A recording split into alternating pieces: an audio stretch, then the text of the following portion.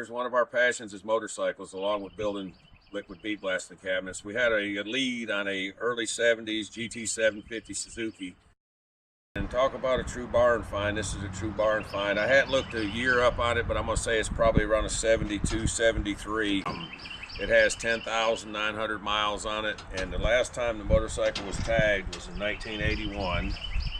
So the story behind the bike is that we got was the person we got it from, his dad actually rode the motorcycle into the barn and parked it and went off to college, and the barn had sustained some damage and it got water on it, and this is basically it, and it's been sitting ever since. So we've drug it out. We're going to actually try to clean this thing up and get this thing running.